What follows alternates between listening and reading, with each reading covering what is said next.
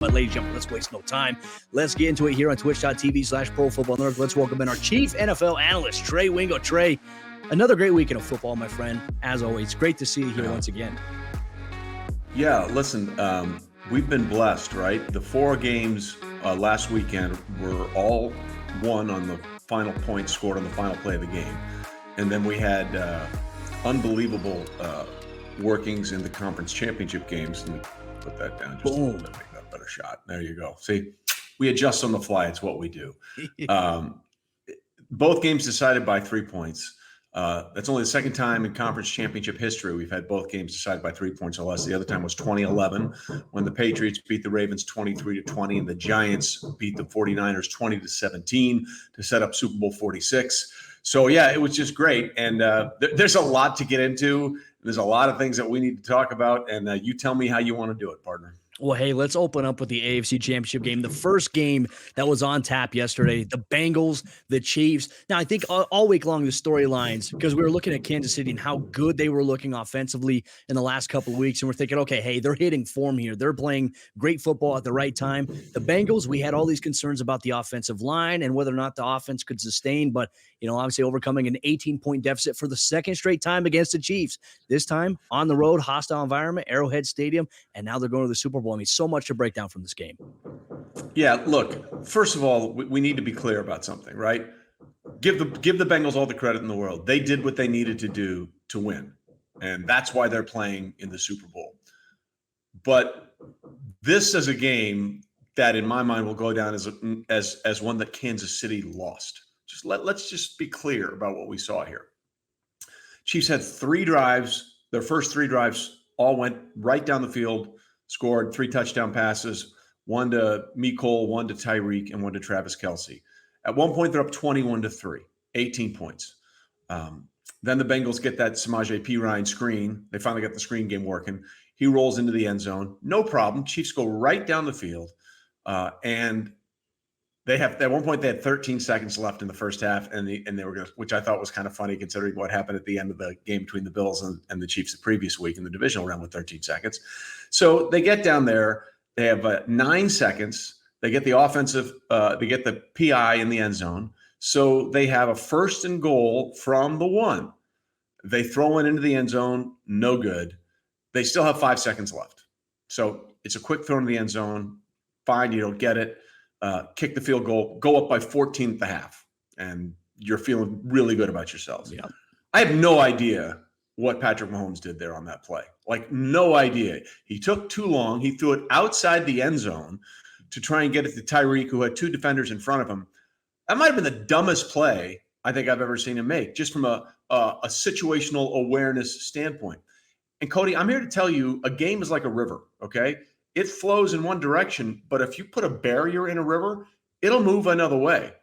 That play changed the entire game, because if they just kicked the field goal there and the rest of the second half plays out as bad as it did for Kansas City, that field goal by Butker sends them to their 3rd straight Super Bowl instead of having to tie the game and go to overtime. And, oh, by the way, we're not going to hear a lot of noise about, the overtime rule is unfair this week because the Chiefs won the game. The Bengals played defense, got an interception, and then went down and scored.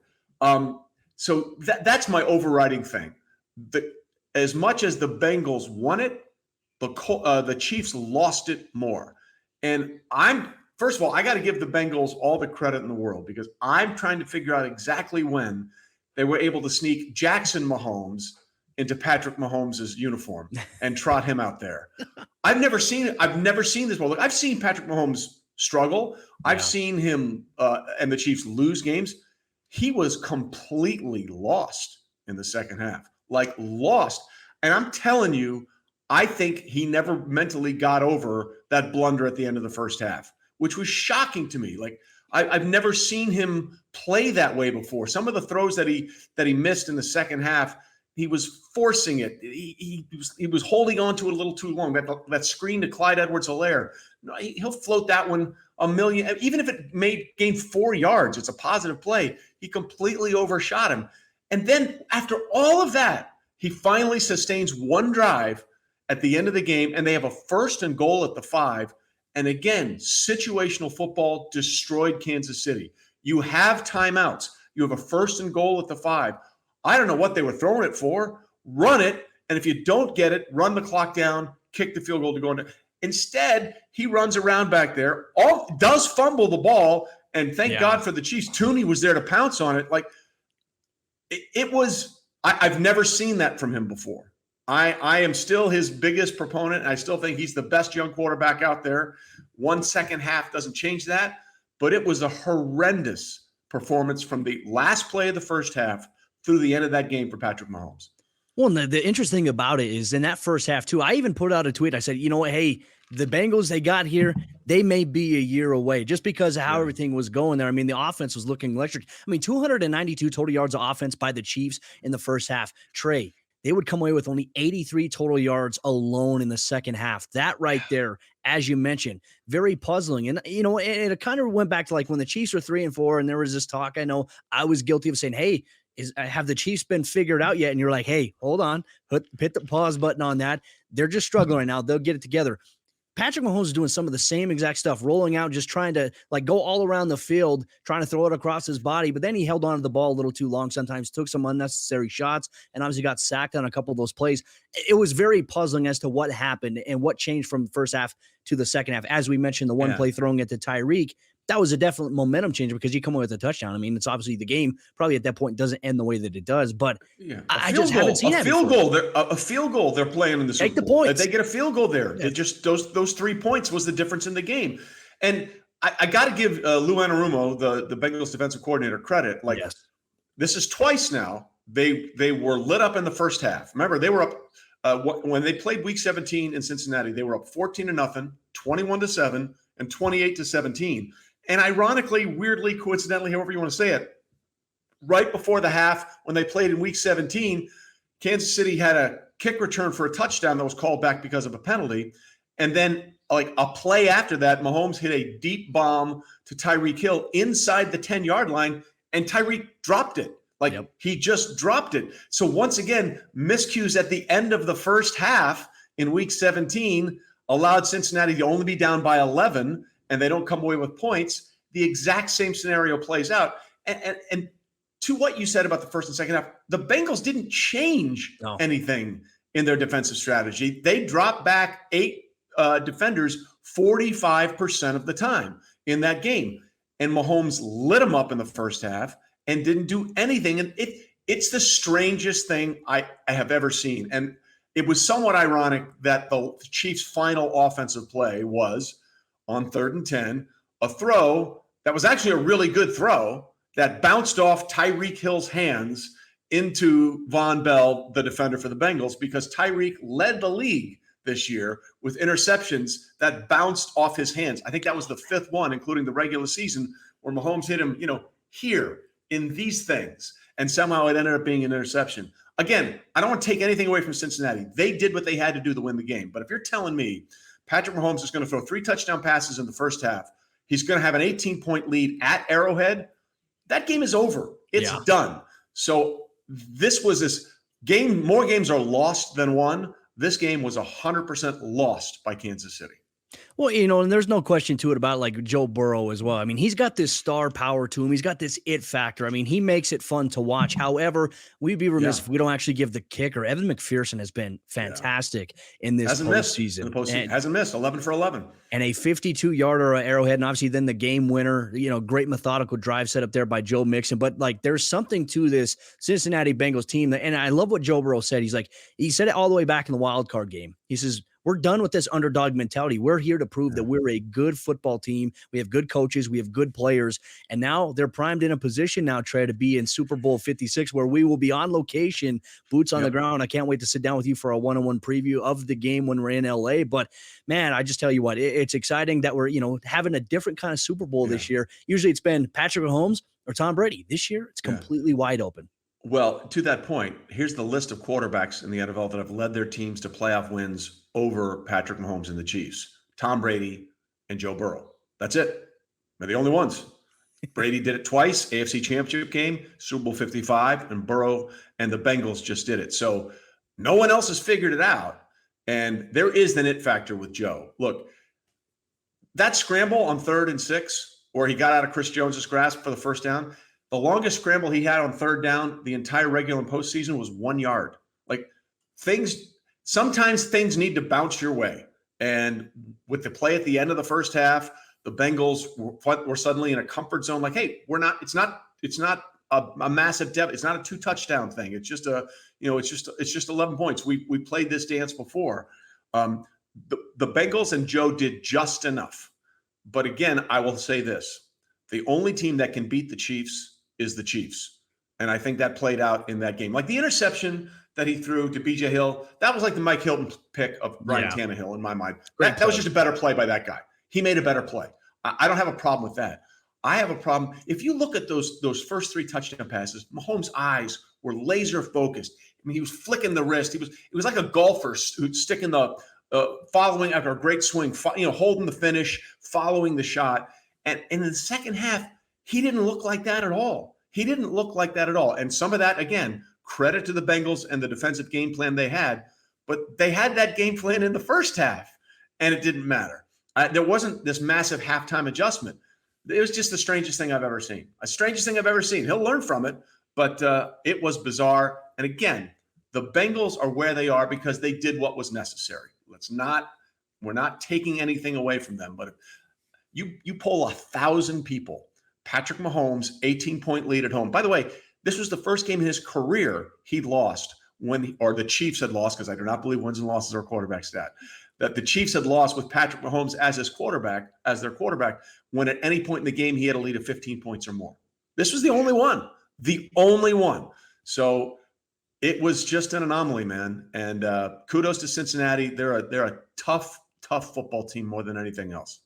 Well, that's going to be a storyline as well for the Super Bowl. Obviously, they'll be taking on the Los Angeles Rams. We'll get into that game here in a moment. But, the stars are going to be bright. Everything is going to be bigger in L.A., and the Cincinnati Bengals have gotten there. Just it's amazing to look back at just last season, one of the worst records that they've had. Obviously, bottom of the division to first in their division this year, and then all of a sudden now they're in a Super Bowl. I mean, it's really kind of game-changing the way that the AFC is viewed, especially everyone's talking about. You got the Mahomes, you got the Josh Allens, now you got the Joe Burrows, the Justin Herberts, now Derek Carr potentially uniting with Josh McDaniels, which could set the NFL world on fire a little bit. Real quick here, Tommy Garrett in the chat says Mahomes going with a 98 QBR in the first half to a 1.4 in the second half OT was not on my bingo card. I don't think it was on anybody's bingo card there, Tommy. But think about that, right? That's the whole thing. He went from almost perfect to barely functioning.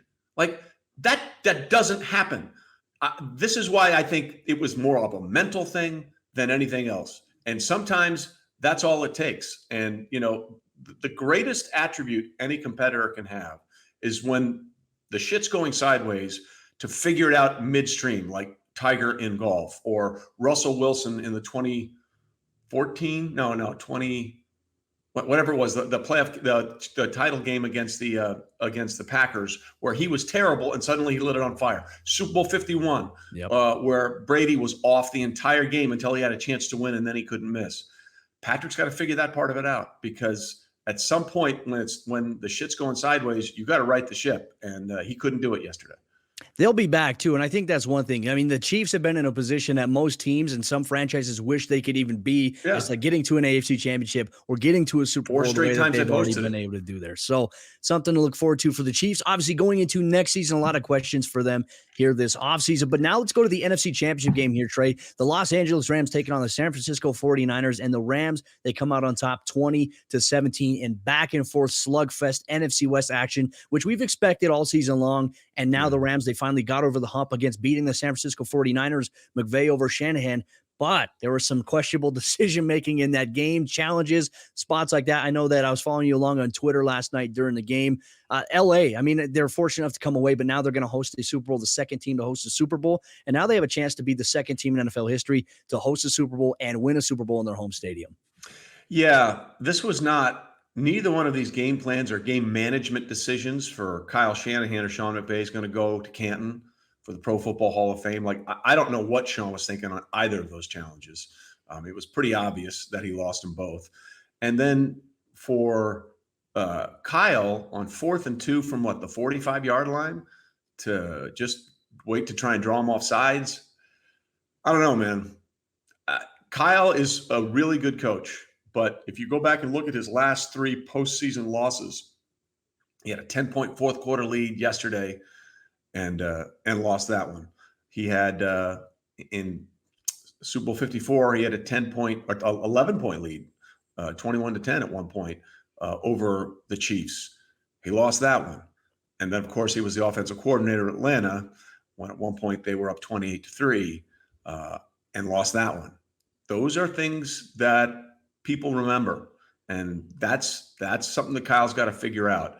I mean, I really, when they scored, I was like, okay, this is the way the Rams games usually play out against the Niners. They'd lost 6 straight to them. And we talked about the big brother, little brother thing in the coaching situation. The other thing I take away from that game is that Jimmy G is who he is, man. Like, he is who he is. Like, that is absolutely his last game as a San Francisco 49er. I mean, that'll be made official in March. But that was his swan song, and it summed up who he is as a quarterback. He will make throws that will make you go, yeah, and then he'll make throws that'll make you go, why? You know, there were a couple of – he was trying to throw them away again last night. And then obviously the heave-ho to avoid the sack. I get it. You want to avoid the sack to worry about time, but don't end the game. Yeah. Like, don't end the game with a YOLO throw, right? The key is to stay in the game as long as possible. And instead, he made the throw that ended the game as soon as possible. And that's going to be his legacy in San Francisco for those 5 years. Well, now Matthew Stafford, he heads to his first ever Super Bowl within his career. The storylines coming into the season were, can Matthew Stafford lead the Rams to a Super Bowl? Well, obviously, he's been able to do that. The first question mark started in the wild card round. Can they get over the playoff hump? Can he get his first playoff win? He did that. Tampa Bay on the road. He did that, and he stepped up in a big-time way here. I mean, I felt their first offensive drive, Trey, was very efficient, and then he had a batted pass up in the air that's intercepted by Jimmy Ward. Yeah. That kind of changes things a little bit. But when you look at the statistics based on the first half, I mean, the Rams were dominant on the statistical stat sheet, but they were down at halftime 10-7, 199 yards in the first half, 7 of 10 on third down efficiency. You would have thought that they would have had a big lead in this game here, but how can they maybe avoid some of these things going into the Super Bowl, especially against a Bengals defense that really does capitalize. When their defense gets takeaways, they find a way to capitalize, and I just feel like Matthew Stafford, there's some things he can't get away with maybe in the Super Bowl here, because this is another big pressure point for him. Yeah, and we'll have a lot of time to break down the matchup of these two teams over the next couple of weeks, and we'll do that. But I do want to give kudos to Sean McVay and Les Snead, the general manager, because they do things unconventionally, okay? They do things unconventionally. They gave away another first-round pick for Matthew Stafford. They gave a first-round pick away for Brandon Cooks once. They gave a first-round pick away for Jalen Ramsey. And people are like, what are you doing? You guys are crazy. Well, since Sean McVay got there, they've never had a losing season. They've been in the playoffs every year. And with this philosophy, with Les and Sean, they're going to their second Super Bowl in 4 years. They have a plan. It is a very unconventional plan. It is a plan that might not work for everybody, but it works for them. And it works for them because they use that first round capital to acquire a known commodity. And then they count on the rest of their scouts and coaching staff to draft well in the 2nd through the 7th round. And if you look at their roster, that's what they've done. They give up capital for first-round capital for proven talent, and then they make sure they have hits in around 2nd through 7. And that's how they've been able to get away with what they've been doing with those first-round picks. Well, Tommy Garrett in the chat has another clever one. He says, timeouts are like draft picks. Sean McVay doesn't care about either, which fantastic. Fantastic contribution there. One of the things too here, we just got the report from Rap Sheet that Tyler Higbee, obviously Rams tight end, he's avoided major damage to his knee, which is obviously great. He's been a big part of that. But, hey, hats off to Blanton coming in and having 5 catches, 57 yards. We saw a flea flicker tight end screen, Trey. Sean McVay just not afraid to pull anything out of his bag. Absolutely. And it's actually good to hear about Tyler Higbee, because really two very effective tight ends left those games yesterday. Uzama looks like he's out for a long time for the Bengals, but it's good to see that Higbee's going to be back and playing in the Super Bowl. Look, that was a game where nothing would have surprised me because of the record that the 49ers and Kyle had against the Rams. I mean, the Rams were a better team. Let's just be honest. The Rams are a better team, but sometimes the better team doesn't always win, and you've got to find a way to get past that. The 49ers maximized their potential with their quarterback, and that's why he's moving on. But the Rams' top to bottom roster is a better roster than San Francisco's. There are more weapons available to them. And oh, by the way, kudos to Odell Beckham Jr. too. Yes, he was not the problem in Cleveland. Let me be clear. He might have been part of the problem in Cleveland, but he wasn't the entire problem in Cleveland. If he was the problem, he wouldn't be able to do what he's doing in Los Angeles. So the Browns just letting him go like that, that's an organizational failure. Much in the same way I said it was an organizational failure of Green Bay to only get to one Super Bowl during Aaron Rodgers' up until now tenure with the Green Bay Packers. To not figure out a way to make it work with Odell Beckham Jr. and everybody else they had on that Brown staff, that's an organizational failure. Yeah, no, and OBJ too, obviously a big contribution in the NFC Championship game. He and Cooper Kupp were dominant, over 100 yards receiving each. Man. By the way, Cooper Kupp, okay, first of all, you have to give credit to him because everyone knows that's where they want to go. And he somehow finds a way to get open. But it's like, sometimes I feel like Cooper plays in the old Harry Potter invisibility cloak. Like he just throws it on and then, throws it off when he's in the secondary open all that. Like, how is that guy always open? Look at the game-changing plays in the divisional round against the Bucs. It was Cooper Kupp. And whenever they had to have a big play down the stretch, once again, it was Cooper Kupp. He's an absolutely phenomenal talent as a wide receiver. And I hope that this sort of thought process of him being, oh, he's good, he's okay. No, he's dominant. He's a dominant wide receiver, and it's time for people to understand and accept that. If the MVP award wasn't so slated towards quarterback play, Cooper Kupp would easily probably have a strong case alongside Jonathan Taylor at the running back position. Yep. But man, he's the gift that keeps on giving. That throw that Stafford had in that corner route between a cover 2 window was brilliant. The safety, even though he tried to get in position, just couldn't do it because the ball high to the outside, only where Cooper Kupp can get it. The chemistry those guys have is spectacular. And obviously the Super Bowl 56 matchup is set. The Cincinnati Bengals will travel to take on the Los Angeles Rams. The Rams don't have to go anywhere for the next 2 weeks. They are at home, and obviously will be boots on the ground at SoFi Stadium in Los Angeles for Radio Row, amongst other things, for Super Bowl 56 coverage. Trey, outside of that, before we let you off here, I wanted to ask you a couple more things here, some NFL storylines. It just was reported yesterday that Aaron Rodgers is sitting there. He's taking some time, that instead of just leaving, he spent the last couple of days, obviously, at the Green Bay Packers facility. He was talking with Matt LaFleur about maybe the future there. So is there any optimism on your behalf that maybe he does stay? Listen, anything's possible, but knowing the things that I know about Aaron and the underlying issues haven't changed, they're going to be so over the cap next year, and they've got to figure out a way. If this is the sell job that Matt LaFleur is trying to do, at least Aaron Rodgers is listening. Remember last summer, he wouldn't take anybody's calls. Yeah. He wouldn't call. He wouldn't go see anybody. They tried to go see him. He wouldn't return their calls. Like, he had shut them out completely. So there's certainly that possibility. I don't think Aaron Rodgers is retiring. That's the thing. I'm the only thing I'm certain of. He's not retiring. The question's going to be, is he going to play in Green Bay or is he going to play somewhere else? And at this point, I would still venture pretty strong odds that it's going to be somewhere else. Yeah, something to keep an eye on, obviously, throughout the offseason. I know that he did say he was probably going to go on the Pat McAfee show to be able to do his reveal as to what his plans are. I know everybody is staking out that for the potential reveal one day here for Aaron Rodgers. Now, kind of going on the other side of things, Dave Ziegler is now the general manager here for the Las Vegas Raiders. The plan is to finalize the deal for Josh McDaniels. Could we see Josh McDaniels maybe come in and do what he did in Denver? He got rid of Jay Cutler and he brought in Kyle Orton, but could, in fact, he get rid of Derek Carr and bring in Jimmy Garoppolo for the Las Vegas Raiders, in your opinion? Just an interesting theory to throw out there. Yeah. Why would you want to do that, though? I know. I wouldn't.